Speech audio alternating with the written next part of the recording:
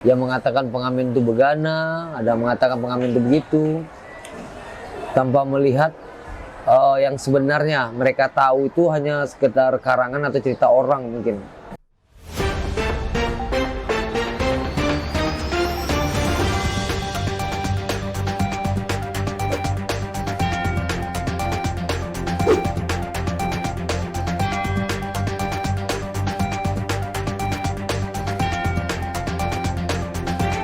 Saya berdarah Minang, kelahiran Jakarta 46 tahun silam lebih kurang ya. Pindah ke Pekanbaru mengikut orang tua, itu sekitar tahun 1983. Sampai saat ini di Pekanbaru. Dan menikah tahun 2000. Dikaruniai 4 orang anak kandung, 3 bawaan. Saya memiliki 2 istri. Istri pertama tahun 2000 saya menikah, berpisah tahun 2011. Tahun 2014 saya menikah lagi dengan Fatimah Hiliati ya. Kebetulan dia juga orang Sumbar. Dikaruniai 2 orang anak dan membawa 3 anak bawaan. Jadi total anak saya itu ada 7 orang dari 2 istri berbeda. Tahun 2000-an saya mulai aktif di dunia jalanan, ngamen, sambil kuliah. Alhamdulillah kuliah saya selesai di Universitas Islam Riau ya, S1, dan itu semua berkat dukungan dari yang namanya ngamen. Selesai S1 saya di UIR, saya menjadi guru honor. Jadi guru honor dasarnya. Kemudian saya berpikir untuk melanjutkan lagi pendidikan, dan akhirnya saya melanjutkan pendidikan S2 di UNP Negeri Padang ya, Universitas Negeri Padang di Air Tawar. S2 tahun 2009. Saya mulai mengajar di SMA 9 ini tahun 2006. Kalau mulai jadi gurunya dari tahun 2002. Jadi kenapa saya memilih kadang yang namanya ngamen? Karena memang ngamen itu banyak membantu saya dalam kehidupan sehari-hari.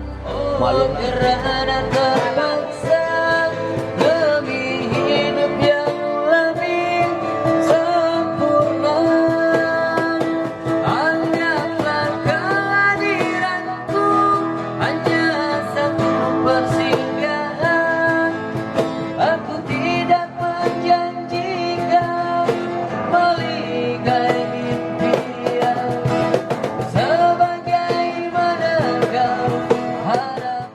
Malumlah yang namanya guru, kadang-kadang ya kita nih rata-rata SK nih pada dasarnya udah nggak ada yang di tempat, udah di bank semua, jadi pendapatan tuh sudah mulai menurun. Itulah tambahan dari ngamen tadi. Di samping guru, saya ini aktif juga sih di olahraga. Di olahraga yaitu cabang olahraga senam. Kebetulan pada Pekan Olahraga Provinsi tahun 2023 kemarin, itu anak-anak didik saya mendapat 2 medali emas, 2 perak, 4 perunggu. Alhamdulillah prestasi yang cukup lumayan. Terus kalau masalah KPJ, pokoknya KPJ itu is the best lah bagi saya gitu. Sangat membantu, walaupun beda-beda persi kepuasan sih dari olahraga dan musik jalanan, sangat beda kepuasan. Kalau di musik jalanan yang paling jelas yang pernah saya lihat itu kita menambah keluarga. Keluarganya sangat menonjol di jalanan. Makanya saya sangat prihatin apabila ada suatu pandangan buruk tentang KPJ, ya pengamen ini, yang mengatakan pengamen itu begana, ada mengatakan pengamen itu begitu, tanpa melihat yang sebenarnya. Mereka tahu itu hanya sekedar karangan atau cerita orang mungkin. Jadi kebanyakan kalau untuk kelompok penyanyi jalanan, mereka tuh jauh tuh dari narkoba sebenarnya. Pada dasarnya sangat jauh dari narkoba, jauh dari kejahatan, copet atau apa semua tuh jauh. Makanya besar sekali harapan saya buat pemerintah, ya pemerintah Provinsi Riau. Perhatikanlah kami yang di jalan ini. di jalanan yang mau berbuat benar, cari uang dengan benar, jual suara, rangkul lah kami, bimbing dan rangkul lah kami. Karena kami sangat berharap kalau kami itu tidak selamanya untuk jadi pengamen gitu loh. Usia makin bertambah, karena sifatnya ngamen ini kan tidak ada gaji pokok.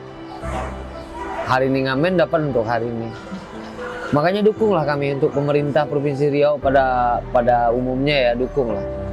Ya banyak hal kan cara mendukungnya, instansi begitu banyak, ada kegiatan instansi ini, libatkan pengamen KPJ ini untuk mengisi acara musiknya misalnya. Kan itu sangat mendukung, atau memberikan semacam bimtek lah, bimtek tentang cara bermusik yang benar, cara bernyanyi yang benar misalnya gitu kan, atau penyuluhan tentang bahaya narkoba untuk pengamen. Ya pokoknya tentang apa aja lah, yang penting sifatnya positif.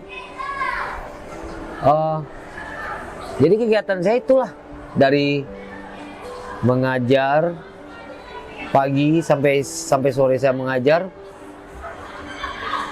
agak kesoreannya saya melatih, terus malam saya turun ke jalan jadi pengamen.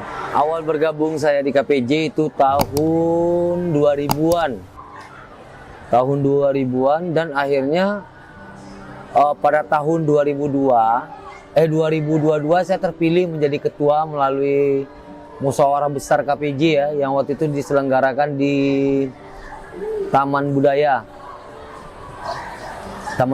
Provinsi Riau. Jadi sebenarnya jadi ketua ini sebenarnya bukan impian saya sih sebenarnya. Saya nggak minat sebenarnya jadi ketua. Namun gimana? Karena memang pingin juga saya rasanya bagaimana KPJ ini maju.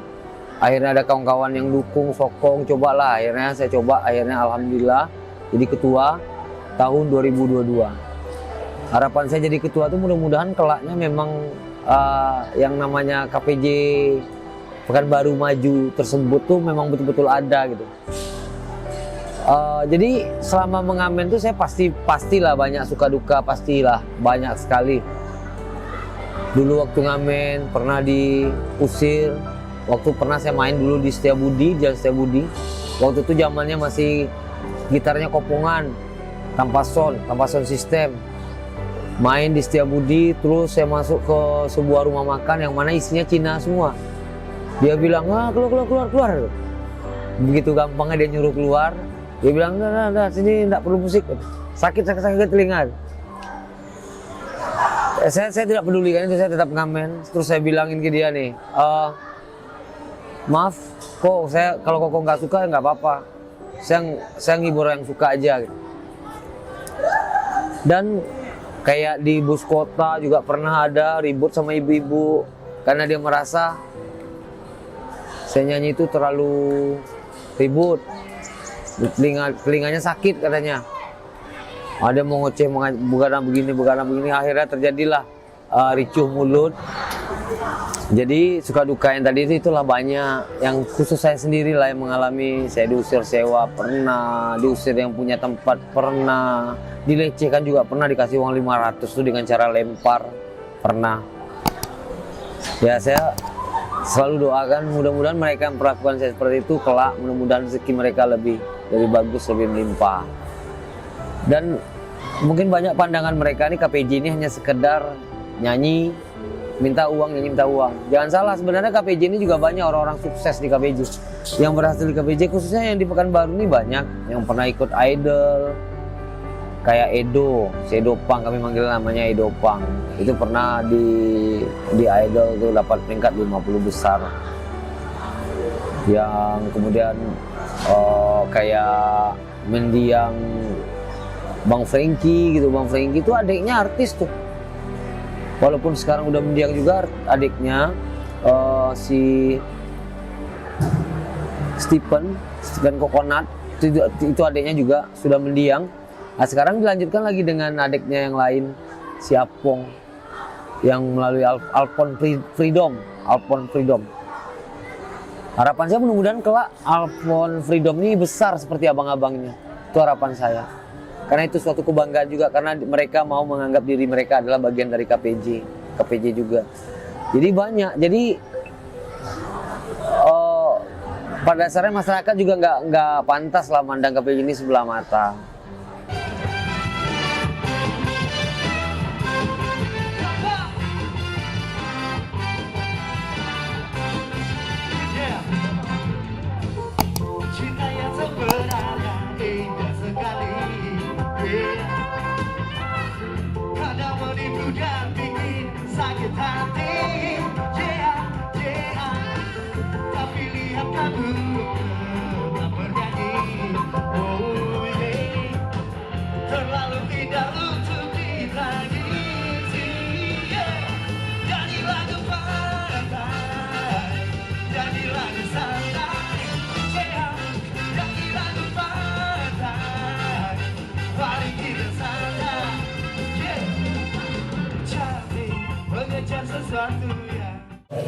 Alhamdulillah ya, dari KPJ itu juga terdapat beberapa prestasi yang sangat bagus. Itu tahun 2002 itu ada event namanya Pesta Gendang Nusantara 5 yang diadakan di Malaysia. Itu kita mengirimkan wakil atas nama Jarum ya. Jarum itu nama singkatan kami itu, Jang Rumbai. Yang dibawa langsung oleh Pak Sabeba. Di samping itu juga banyak yang para tetua-tetua ngamen ini mengukir prestasi di nasional. Salah satu contoh Gaib Munir ya, Gaib Munir, Juk Majen, Tony Golden, Anto Baron, yang mereka selalu memenangkan event di tingkat-tingkat nasional. Event itu ya dalam juara 1, juara 2. Bahkan pernah KPJ Pekanbaru menguasai juara 1, 2, dan 3. Semuanya dilibas habis oleh KPJ Pekanbaru. Yang kegiatan tersebut dilaksanakan di Taman Budaya Padang tahun 2021, 2022. Jadi prestasi di dunia KPJ ini sangat banyak, dan KPJ ini mulai bangkit dari jalanan masuk ke beberapa mall.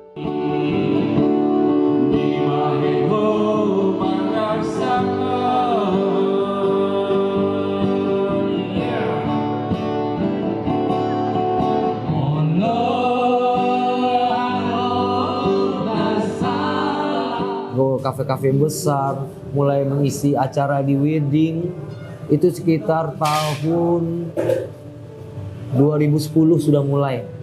2010, 2011 sudah mulai sampai detik ini. Jadi KPJ Pekanbaru sebenarnya kancah mereka sudah cukup bagus di beberapa event nasional, daerah, dan bahkan di event-event regional. Bahkan kita sudah ada juga yang terikat kontrak main-main reguler di beberapa tempat seperti kafe, mall Pekanbaru, dan beberapa tempat lainnya. Alhamdulillah kemajuan yang dicapai oleh KPJ Pekanbaru itu sudah cukup bagus. Mudah-mudahan ke depannya itu harapan saya itu bisa lebih ditingkatkan lagi. Di KPJ ini juga sudah ada yang para anggotanya sudah rekaman, seperti yang Ujang Rumbai gitu, sudah rekaman beberapa lagu Minang. Anto Baron juga sudah.